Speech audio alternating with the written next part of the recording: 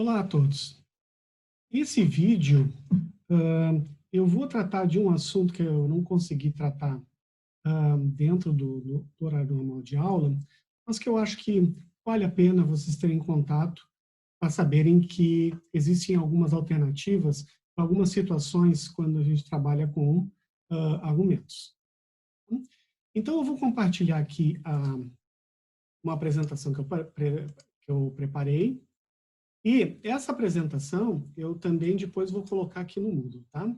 Então fiquem tranquilos. O assunto se chama forma normal disjuntiva. Essa é uma maneira de escrever fórmulas. Tá? Então vamos lembrar aqui um pouco a questão de funções de verdade. Quando a gente trabalha a parte semântica de fórmulas, o que a gente tem? A gente tem uma fórmula. E essa fórmula, eu consigo verificar se é uma fórmula válida a partir da exploração da sua tabela verdade, certo? Então aqui, ó, imaginem essa fórmula aí, que eu tenho aqui, ó, essa fórmula que está aqui. Essa fórmula, eu vou ler aqui, que vocês consigam estar na mesma página que eu. Ela é não A ou C, C e somente C, não B. Então, esta é a fórmula de interesse aqui que eu quero explorar com vocês. Okay? Se vocês olharem pela tabela verdade, vocês notem que eu tenho, em 4 linhas, eu tenho o valor verdadeiro, e, obviamente, por serem 3 variáveis, eu tenho outras 4 linhas com valor falso. Certo? Neste caso aqui, eu sei a fórmula correspondente, tá? Para esse resultado da tabela verdade que vocês enxergam aqui. Okay? Mas, e se eu tivesse apenas uma tabela verdade e não soubesse qual é a fórmula correspondente? Como eu resolvo isso? Certo? Então, este é o problema que eu quero trazer para vocês, aonde eu conheço o comportamento, mas eu não sei que função representa da melhor maneira este comportamento. Tá? Então, isso, principalmente o pessoal de circuitos digitais, se interessam por essa abordagem. Então, é o seguinte, ó, a gente pode obter a fórmula correspondente a partir da tabela verdade. E, utilizando equivalências lógicas, nós podemos deduzir a fórmula correspondente, ou pelo menos uma fórmula equivalente de complexidade similar. Tá? Então, para se obter isso, a gente trabalha com o que a gente chama de forma normal disjuntiva. Isto é uma maneira de escrever fórmulas que obedecem a um certo padrão de construção. Tá? Então, basicamente, uma forma normal disjuntiva é um conjunto de disjunções de conjunções, e onde em cada conjunção eu tenho a presença sempre de todos os símbolos proposicionais que estão dentro da fórmula, seja na fórmula de símbolo afirmado ou a sua negação. Então, eu montei aqui, através dessa tabela verdade aqui, supondo que eu não conheça a fórmula correspondente, tá? Essa é a minha dúvida, eu tenho essa tabela verdade. Então, a partir dos símbolos proposicionais que eu sei que fazem parte dessa fórmula, eu consigo obter uma fórmula correspondente aonde eu represento, a partir desses símbolos aqui, as diferentes situações que eu tenho para a verdade nessa fórmula que eu não sei qual é. Como assim? Eu faço o seguinte, para todas as linhas que a fórmula que eu quero descobrir tem valor verdadeiro, eu faço a seguinte montagem. Eu pego os valores dos símbolos proposicionais correspondentes e faço uma conjunção de valores. Então, aqui eu tenho, ó, A é verdadeiro, B é falso, então eu coloco E não B, e C é verdadeiro, então eu coloco C. Então, A, E não B e C corresponde a esse valor verdade aqui. Nessa outra linha que eu também tenho verdade, daí eu tenho A falso, então não A, e B falso, então não B, e C verdadeiro, eu tenho aqui. E assim eu faço para os 4 casos aqui. Neste caso, A verdadeiro, B verdadeiro e C falso. E, finalmente, A falso, B falso e C falso. Então, eu tenho aqui, para cada um dos valores verdade, aqui, no resultado da minha tabela verdade, eu tenho estas fórmulas aqui. O que eu faço daí é pegar essas fórmulas e combinar numa única fórmula, desta maneira aqui. Então, vocês notem que ou é esse valor verdade aqui, ou é esse valor verdade aqui, ou é esse valor verdade aqui, ou é esse valor verdade aqui. Este primeiro caso aqui está aqui, este aqui. Este segundo caso está aqui. Este terceiro caso está aqui. E este quarto caso está aqui. Então, é uma forma normal disjuntiva, porque são disjunções, e é uma disjunção, são disjunções de conjunções, e as conjunções eu tenho os símbolos proposicionais afirmados ou negados. Isto caracteriza a forma normal disjuntiva. Tá? Mas vocês notem que a gente, sabendo que a fórmula é muito mais simples que isso ficou um pouquinho, isso aqui ficou um pouquinho complicado, certo? Então, complexo. O que a gente faz? O que a gente faz é, tendo essa forma normal disjuntiva, mais as equivalências tautológicas que se sabe, se conhecem, e aqui eu copiei do material do cálculo proposicional clássico, lá quando a gente trabalhou com tabelas verdades, tá? Identidade, dominação, idempotência, dupla negação, comutatividade, associatividade, distributividade, De Morgan, absorção e negação. Com elas, nós temos um instrumental para, a partir daquela primeira fórmula, nós conseguimos chegar à fórmula original. Então, vamos ver se isso dá certo. Então, eu peguei aqui a forma normal disjuntiva, original, certo? E agora vamos fazer um passo a passo buscando sintetizar aquela lá. Então é o seguinte, ó, o que eu procuro nessas fórmulas aqui? Eu procuro situações que me permitam eu aplicar as equivalências tautológicas de tal forma que eu chegue e consiga obter aquela forma, e simplificando. Como é que eu simplifico?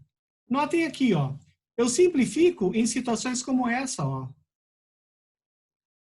Um símbolo proposicional, a conjunção com o valor verdade é o próprio símbolo. A disjunção com o valor falso é o próprio símbolo.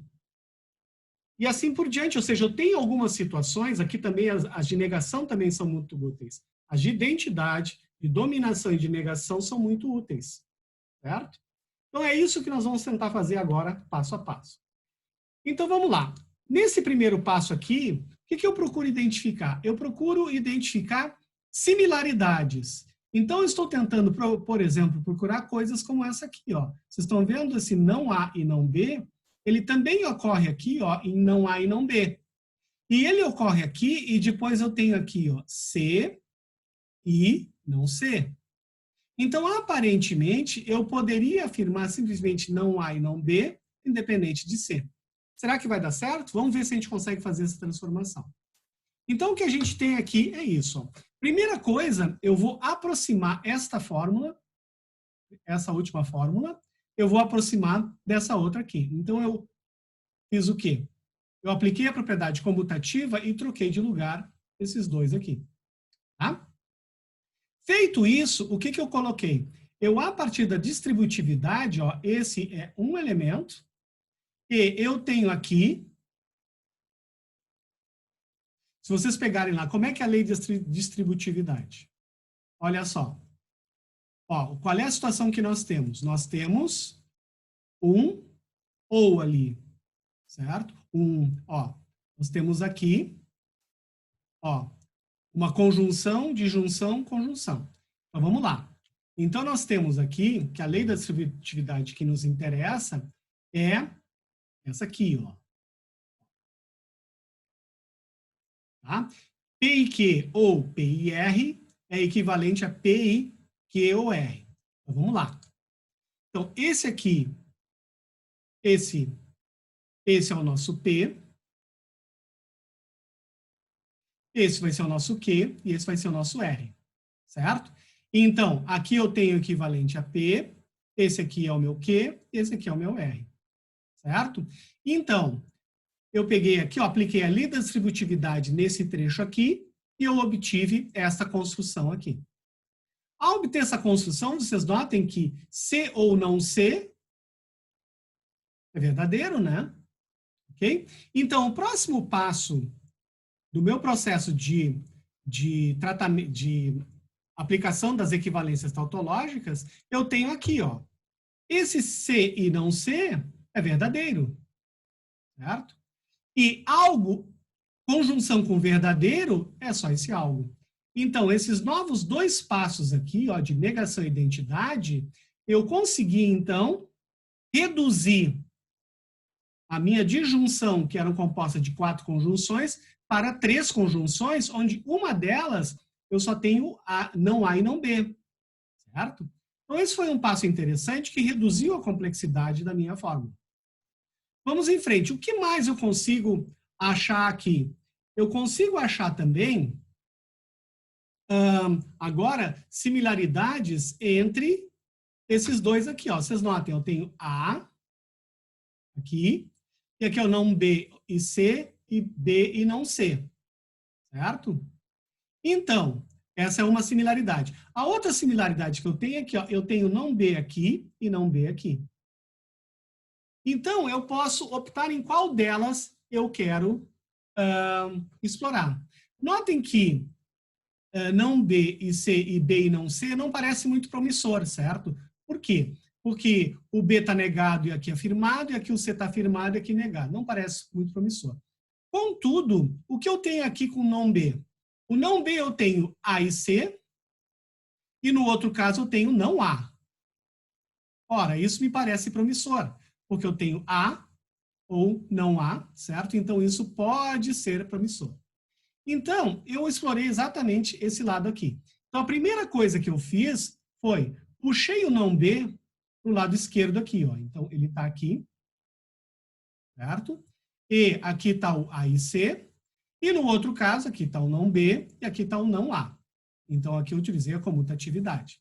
E, finalmente, eu utilizei de novo a distributividade e tive B e A e C ou não A.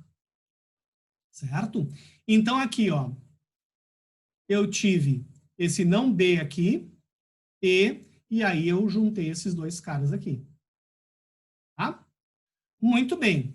Feito isso, isso aqui me parece promissor, ó. Eu tenho A, E, C ou não A. O que será que eu consigo fazer com isso?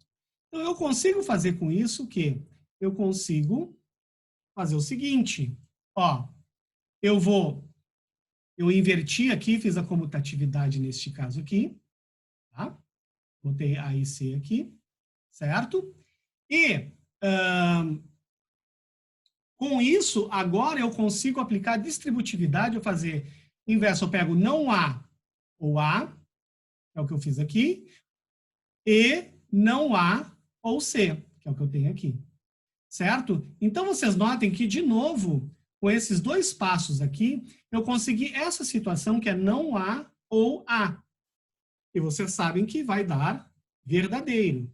Então, com esse passo aqui, de novo, o não A ou A é a negação, é verdadeiro, e verdadeiro, conjunção com qualquer coisa, é essa qualquer coisa. Aí eu tenho aqui agora não A ou C, B, não B, E, não A ou C, ou A ou B, E, não C. Certo? Muito bem. O próximo passo que eu vou fazer aqui, eu vou fazer já uma preparação para a gente chegar exatamente à fórmula que tinha na tabela verdade. Tá? Eu entendo que essa expressão aqui já estaria num nível de complexidade baixo dos nossos interesses. Mas só para a gente ter a referência da fórmula que a gente chegou lá, Então, vamos fazer mais umas manipulações aqui. O que eu posso fazer? Eu posso fazer o seguinte, ó. Olha só. Eu posso fazer o seguinte, ó. Eu coloco não A ou C aqui e não B, ou A e não C e B. Eu fiz isso com a seguinte finalidade. O que eu vou fazer? Eu vou pegar essa expressão que está do lado de cá e vou aplicar um De Morgan, certo? Qual a intenção de fazer isso? A intenção de fazer isso é porque eu estou querendo achar se eu não consigo afirmar uma conjunção desses valores aqui negados. Qual é a vantagem de afirmar essa conjunção desses valores negados?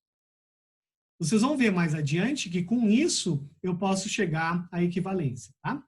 Então, a intenção de fazer este passo aqui é uma jogada para que eu consiga já buscar chegar à equivalência que eu tinha na fórmula lá original, certo? Se vocês voltarem aqui no slide lá, este aqui, vocês vão ver o quê? Ó? Eu tenho não A ou C, C e somente C, não B.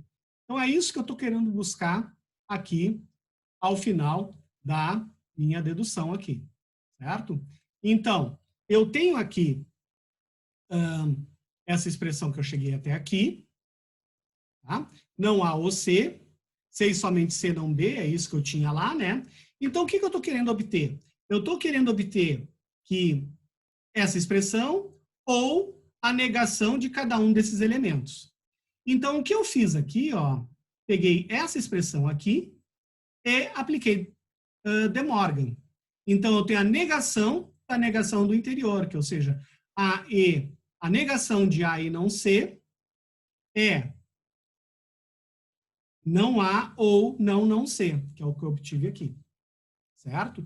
Então, eu fiz esse passo para, então, chegar agora nessa situação aqui e poder agora fazer o seguinte, ó.